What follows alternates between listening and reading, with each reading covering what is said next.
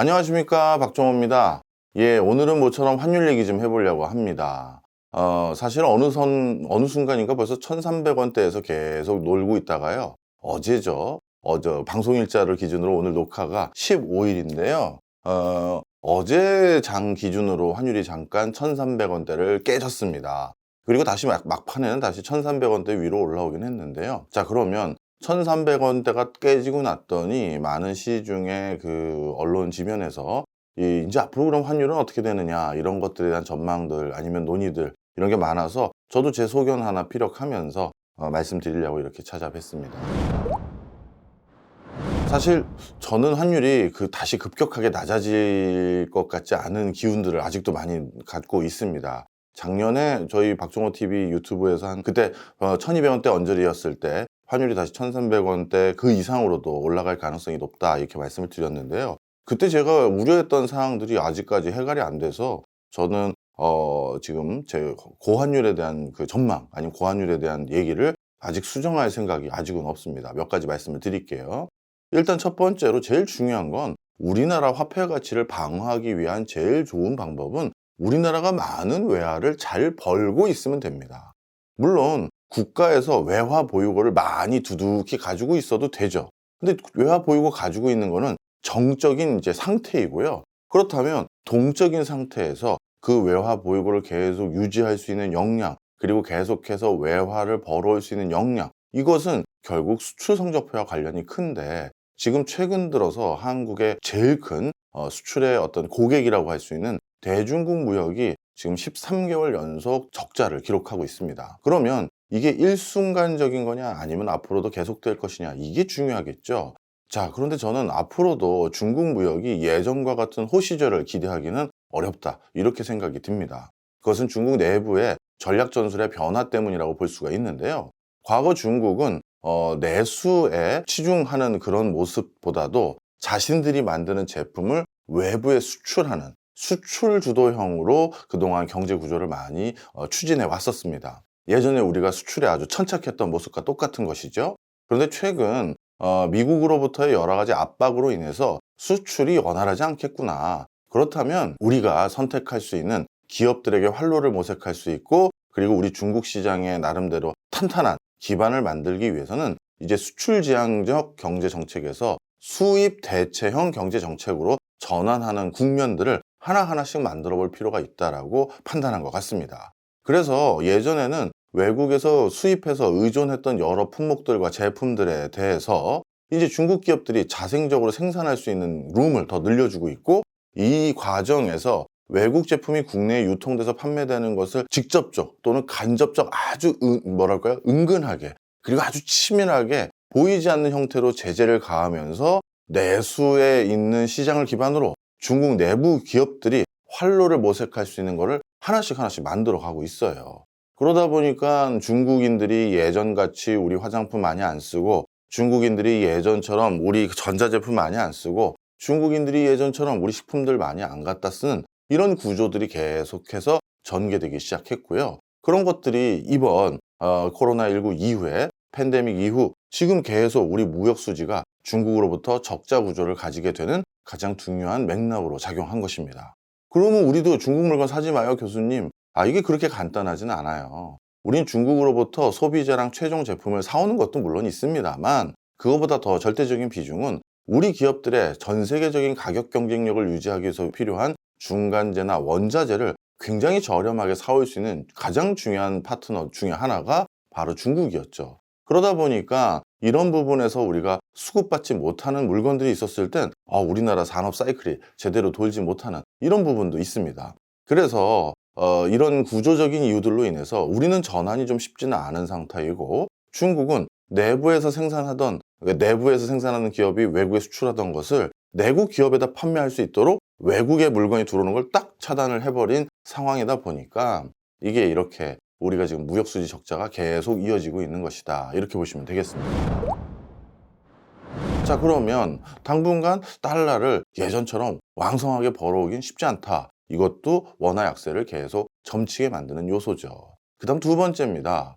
또 한 가지는 미국의 기준금리와 한국의 기준금리의 역전 현상에 대한 전망이 또 필요할 텐데요. 미국 같은 경우도 최근 경기가 급격히 냉각되고 있습니다. 코로나19 기간 동안 많은 국민들에게 나눠줬던 재난지원금도 미국이 그 재난지원금으로 지난 2년 동안의 경기가 결국 흘러왔다 해도 과언이 아닌데요. 그 재난지원금 대부분이 미국 국민들은 저축을 해놓고 계속 갖다 썼었습니다. 그래서 지난 한 2년 전쯤에 미국의 저축률이 급격히 올라갔었는데요.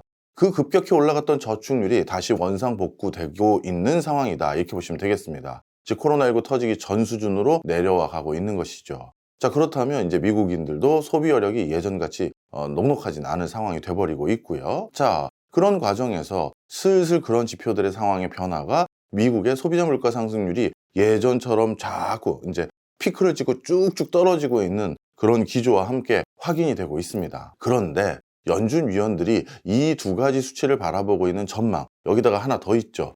미국이 앞으로 기준금리를 더 올리지는 어려울 것 같은데, 내려야 될 것 같은데, 이런 전망을 하게 했던 가장 큰 이유 중에 하나는 미국 금융기관의 부실들이 좀 커졌다라는 점인데요. 자, 이런 상황들을 전부 다 이미 목격한 연준 위원들이 개별적으로 언론 인터뷰를 하거나 아니면 연준의 그 파웰 의장 같은 경우 본인이 직접 인터뷰한 내용들을 보면요. 우리 연준은 계속해서 말하지만 물가를 잡는 게 우리 일입니다. 그리고 물가에 대해서는 우리의 목표치인 2%에서 아직 2배 이상이 되는 굉장히 이례적으로 높은 수치입니다. 우리는 그것을 절대 망각해서는 안 된다라고 하면서 아직까지는 긴축의 그 어떤 큰 기조를 계속해서 가져갈 것을 이미 천명하고 있어요. 긴축이라는 게 뭐 금리를 더 올리냐 안 올리냐 이걸 떠나서 지금 수준을 유지한다 하더라도 연말까지는 계속 갈 가능성이 높다라는 겁니다. 저는 한 차례 정도 더 올릴 가능성도 있다고 생각하는 사람이고요. 자, 그렇다면 미국 기준금리는 적어도 지금 수준이 계속되거나 한 차례 정도 더 올릴 가능성이 있다가 미국의 상황인데, 우리 한국의 상황은 어떠냐? 이번에 IMF에서 한국의 경제 성장률 수치를 또 지난 1월 31일에 전망했던 수치에 비해서 불과 또 2달 만에 또 낮췄습니다. 정말 우리나라 경제가 정말 급격히 위축돼 가고 있는 모습이 확인되고 있어요. 그러다 보니까 특히 경기가 너무 급속도로 위축되는 것을 우려해야 되는 입장은 미국보다도 오히려 한국이 좀 시급해진 상황으로 보여집니다. 그러다 보니까 이거 한국은행이 오히려 미국보다 먼저 기준금리의 조금 전환을, 즉 이제 기준금리를 낮추는 형태로 대응을 할 가능성도 있지 않을까라는 우려도 높아지고 있어요. 자, 쉽게 다시 한번 말씀드리면 미국이 경기가 꺼져가는 속도와 한국이 경기가 꺼져가는 두 가지 속도를 비교해 봤었을 때, 저는 미국은 아직 저축률 잔고가 예년에 비해서 조금 윗상단에 있을 뿐만 아니라, 그리고 여러 가지 이유들로 인해서 우리들보다 경제 체질과 여건이 좋죠. 왜? 강달러 기조가 있다 보니까 그것으로 인해서 여러 가지 펀더멘탈이 잘 돌아가는 구조가 있어요. 하지만 우리나라 같은 경우 어떤 문제가 있느냐? 내수 경제가 너무 꺾여 갇혀요. 물론 환율을 생각하면 금리를 낮춰서는 안 되겠지만, 뭐라고 할까요? 영끌, 그다음에 기업 부채 문제, 이게 정말 녹록치가 않은 상황입니다. 그래서 이런 것들을 고려했었을 때 하반기쯤 우리나라 한은에서는 금리 기조에 좀 변화가, 어쩔 수 없이 내수 경제 상황이 지금보다 더 안 좋아졌을 땐 아래로 기준금리를 전환할 가능성도 충분히 있습니다. 특히 요즘 특정 금융회사를 언급해서 그렇습니다만 새마을금고 문제라든가 영끌분들이 지금 계속 감내할 수 없는 수준의 이자를 계속 내고 계신 분들이 있거든요. 바로 이런 것들에 대한 어떤 대책이 명명백백하게 만들어지지 못한 상황에서 한국은행의 기준금리가 오히려 미국보다 더 빨리 변화될 가능성도 있는 상황이죠. 자, 그러면 금리 역전 현상이 더 심화될 우려도 있는 것이죠. 바로 그런 과정에서 또 한 가지, 원화가 강세로 돌아설 이유가 아직은 기준금리라는 관점에서도 확인되기는 어렵다, 이렇게 말씀드립니다. 그리고 세 번째입니다. 제도적 변화도 말씀을 드리고 싶어요. 자, 한국의 외환 시장은 그동안 역외 시장을 통해서 우리의 환율이, 적정 환율이 결정되는 그런 굉장히 독특한 구조를 가지고 있었습니다. 24시간 외환 시장이 개방된 것도 아니고요. 잠정적으로 거래 시간을 좀 늘리고, 그리고 거래할 수 있는 여러 가지 주체들에 대한 참여의 허들을 좀 낮추기는 했습니다만, 그럼에도 불구하고 예전에 비해서 많이 좋아지긴 했어요. 그런데 그럼에도 불구하고 아직 100%는 아닙니다. 그래서 추가적으로 앞으로 100% 외환 시장의 자율화로 가기 위해서 한 단계 한 단계씩 더 허들을 헐고 있는데요.